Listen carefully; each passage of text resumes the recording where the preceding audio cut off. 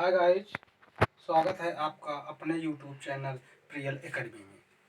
जैसा कि आप लोग को आज हम कक्षा 12 के फिजिक्स चैप्टर 1 के टॉपिक नंबर विद्युत द्विध्रुव और विद्युत द्विध्रुव आघूर्ण और अक्षीय स्थिति में विद्युत क्षेत्र की तीव्रता, ये 3 टॉपिक कंप्लीट करवाएंगे। तो चलिए बिना टाइम वेस्ट गवाएं शुरू करते हैं। टॉपिक है विद्युत द्विध्रुव। विद्युत द्विध्रुव क्या चीज होता है?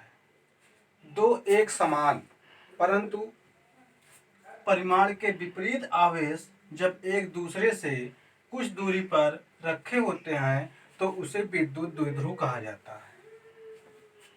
दो एक समान परिमाण के विपरीत आवेश, एक समान परिमाण, कितने परिमाण? दो। पहला भी क्यू मान लेते हैं और दूसरा भी क्यू मान लेते हैं, ठीक है। परिमाण के विपरीत आवेश, एक प्लस दूसरा माइनस, विपरीत हो गए एक दूसरे के, एक दूसरे से कुछ दूरी पर रखे होते हैं तो उसे विद्युत द्विध्रुव कहा जाता है। इनके बीच की दूरी, ठीक है, यहाँ पे इनके बीच की दूरी मान लेते हैं 2d। आप लोग जानते होंगे कि 2d कहाँ से आता है। 2d, इसको हटा दे रहे हैं थोड़ी देर के लिए। पहले हम एक बिंदु मान लेते हैं, कोई बिंदु P मान लेते हैं, ठीक है। और P बिंदु से हमें इस द्विध्रुव की दूरी निकालनी है। तो P बिंदु से इस द्विध्रुव पर जो दूरी निकलेगी वो कैसे निकलेगी? माइनस क्यू से P की, क्यू से P तक के, प्लस क्यू से P तक के, या माइनस क्यू से P तक। लेकिन ऐसा नहीं होगा, क्यों? ये कहाँ से निकलेगा? इसके बीचों बीच से निकलेगा, ठीक है। यहाँ से इस, न इधर से न इधर से, यहाँ से यहाँ तक की जो दूरी होगी वो P बिंदु से विद्युत द्विध्रुव तक की दूरी होगी, ठीक है। और इसीलिए यहाँ पे मान लीजिए ये D हो गया, यहाँ से यहाँ तक की दूरी D, और यहाँ से यहाँ तक की दूरी भी D ही होगी, क्योंकि ये क्या कर रहा है? इसे दो बराबर भागों में बांट रहा है। तो D और D कितना हो जाएगा यहाँ पे? 2D। यहीं से 2D लिया जाता है, ठीक है। यहाँ पे ये समझने के लिए था। अब बात आती है विद्युत द्विध्रुव आघूर्ण की। विद्युत द्विध्रुव आघूर्ण क्या होता है? ये विद्युत द्विध्रुव के किसी एक आवेश व बीच की दूरी के गुणनफल के बराबर होता है। परिभाषा से ही हम सूत्र निकालेंगे। और विद्युत द्विध्रुव को हम किससे प्रदर्शित करते हैं? P से। तो क्या बराबर होता है? विद्युत द्विध्रुव आघूर्ण। विद्युत द्विध्रुव आघूर्ण से हमको हम P से प्रदर्शित करते हैं, परिभाषा के अनुसार सूत्र बनाते हैं।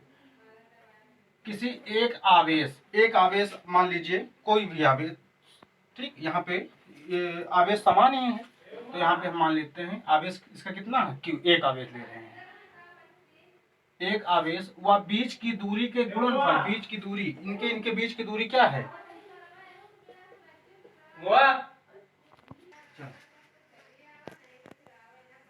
किसी एक आवेश व बीच की दूरी के गुणनफल के बराबर होता है। तो इसका आवेश Q और बीच की दूरी 2D हो गया। तो P बराबर 2QD हम लिख सकते हैं, क्योंकि ये गुणा में ही है। तो 2QD, ये भी तो गुणा में ही है, तो इसको हम चाहे जैसे लिख दें, ठीक है। 2QD ये विद्युत द्विध्रुव आघूर्ण होता है। इसको नोट कर लीजिए, फिर उसके बाद अगला टॉपिक होगा।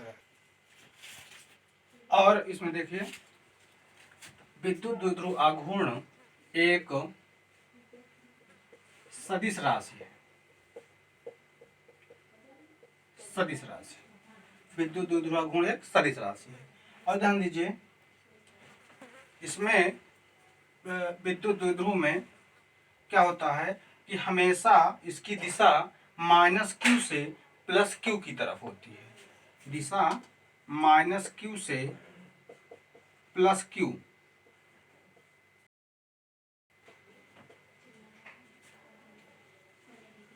इसकी दिशा होती है। इतना सब लोग नोट कर लीजिए, उसके बाद फिर शुरू करते हैं अच्छी स्थिति में विद्युत क्षेत्र की तीव्रता। इसको नोट कर लिए, फिर उसके बाद इसको करते हैं। तो चलिए शुरू करते हैं। विद्युत द्विध्रुव के अक्ष पर विद्युत क्षेत्र की तीव्रता। इसका फिगर पहले बना लेते हैं। एक द्विध्रुव बनाइए, प्लस क्यू और माइनस क्यू,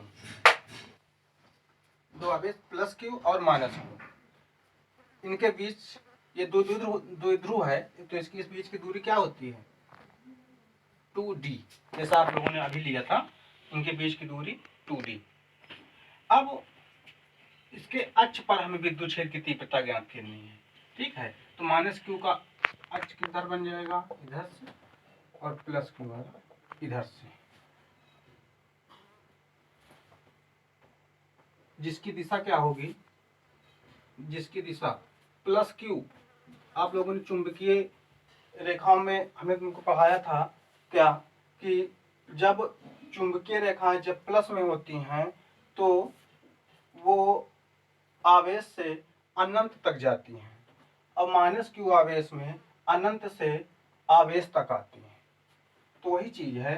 तो माइनस क्यू पर ये रेखाएं क्या होंगी? अनंत से आवेश तक आएंगी, मतलब अनंत से आवेश तक इसकी दिशा ऐसी होगी। और प्लस क्यू आवेश पर अनंत से अंदर से अनंत तक जाती हैं, इसकी दिशा ऐसी होगी। यहाँ पे एक बिंदु हम पी लेते हैं, जहां पर हमें विद्युत क्षेत्र की तीव्रता ज्ञात करनी है। बिंदु पी पर हमें विद्युत क्षेत्र की तीव्रता ज्ञात करनी है। तो इनके बीच की दूरी 2d है, तो यहाँ से द्विध्रुव से विद्युत क्षेत्र की तीव्रता बिंदु जो P है यहाँ तक की दूरी कितनी होगी? यहाँ अभी आप लोगों को इसके पहले बता दिया गया है कि यहाँ से इसकी दूरी नापी जाती है, और यहाँ से यहाँ तक की दूरी d, और यहाँ से यहाँ तक की दूरी d हो जाती है। जब d को जोड़ दिया जाता है तो यहाँ पे 2d बन जाता है, समझ लो। और मान लीजिए कि यहाँ से इसकी दूरी बिंदु P तक की दूरी मान लेते हैं हम कितनी है? r है। ठीक, r है। तो प्लस क्यू से बिंदु P तक की दूरी कितनी बन जाएगी? फिगर गौर से देखिए सब लोग। प्लस क्यू से बिंदु P तक की दूरी, प्लस क्यू से बिंदु P तक की दूरी जब हम निकालेंगे तो ध्यान दीजिए, यहाँ से यहाँ तक P तक की दूरी कितनी है? r है, और इसमें इतनी दूरी और बढ़ रही है, तो इसको और इसको ऐड कर दिया जाएगा, r प्लस d बन जाएगा। जब हम माइनस क्यू से प्लस P तक की दूरी निकालेंगे, यहाँ से यहाँ तक की दूरी, तो ध्यान दीजिए यहाँ से यहाँ तक की दूरी कितनी है? r है। ठीक, और यहाँ इतनी दूरी इससे घटा दी जाएगी, r माइनस d बन जाएगा। ठीक, अब एक एक आवेश पर निकाल लेते हैं। देखिए यहाँ पे प्लस क्यू आवेश के कारण विद्युत क्षेत्र, प्लस क्यू आवेश के कारण विद्युत क्षेत्र, इसको E1 मान लेते हैं। E1, हाँ, वैसे विद्युत क्षेत्र का फार्मूला आप लोगों को बता दिया गया है। क्या होता है? E बराबर k Q upon r square, k Q upon r square, या E बराबर 1/4 epsilon naught q upon r square, कुछ भी कह सकते हैं। तो इसी फार्मूले के आधार पर है। तो प्लस क्यू आवेश के कारण विद्युत क्षेत्र, तो हम इसको E1 मान लेते हैं विद्युत क्षेत्र, और माइनस क्यू वाले पर E2 मान लेते हैं। तो प्लस क्यू आवेश E1 बराबर सूत्र के हिसाब से K और Q, तो हमारा Q ही रहेगा अपान R इसमें क्या है? दूरी है। तो प्लस Q से बिंदु P तक की दूरी कितनी है? R प्लस D है, तो इसको हम R प्लस D लिखेंगे। स्क्वायर है तो स्क्वायर लगा देंगे। ठीक है, अब माइनस क्यू आवेश के कारण विद्युत क्षेत्र, इसको देखिए E2 बराबर, यहाँ पे क्या बनेगा बताइए आप लोग, E2 बराबर के क्यू माइनस क्यू नहीं लेना है, ये तो इसकी दिशा बतला रही है ना कि ये इसके विपरीत दिशा में है, बस ठीक है। के क्यू अपान आर स्क्वायर, तो माइनस क्यू से पी तक की दूरी कितनी है, r minus d, r minus D का होल स्क्वायर। परिणामी तीव्रता निकालते हैं पहले, परिणामी तीव्रता, परिणामी तीव्रता, परिणामी तीव्रता कैसे निकलती है, बड़ी वाली तीव्रता से छोटी वाली तीव्रता घटा दी जाती है। तो आप लोग बताइए इसमें कौन तीव्रता बड़ी है, E1 बड़ी है या E2 बड़ी है, बताइए आप लोग, E1 बड़ी है या E2 बड़ी है, E1 बड़ी है, नहीं E2 बड़ी है। सपोज दैट, मान लीजिए यहाँ पे सबकी वैल्यू समान कर दी जाए, सबकी वैल्यू मान लीजिए के क्यू आर डी सब की वैल्यू हम दो दो ही रख दे रहे हैं, तो दो दूना यहाँ पे कितना बन जाएगा आपका 4 हो जाएगा, यहाँ पे दो दो 4 और 4 का स्क्वायर करेंगे हम बन जाएगा, ठीक है। यहाँ पे देखिए दो दो 4 हो जाएगा, के की वैल्यू 2 मान रहे हैं, क्यू की वैल्यू 2 मान रहे हैं, तो गुणा में है चूंकि, तो दो दूना 4 बन जाएगा। और यहाँ पे दो में से जब हम 2 घटाएंगे तो कितना बन जाएगा 0।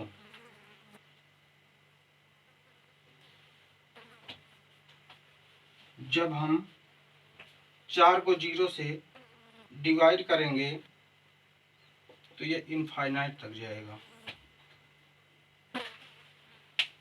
4 रुपए है और उसको लेने वाले कितने लोग हैं, 0 लोग हैं, तो ये बड़ा बन जाएगा ना आपका।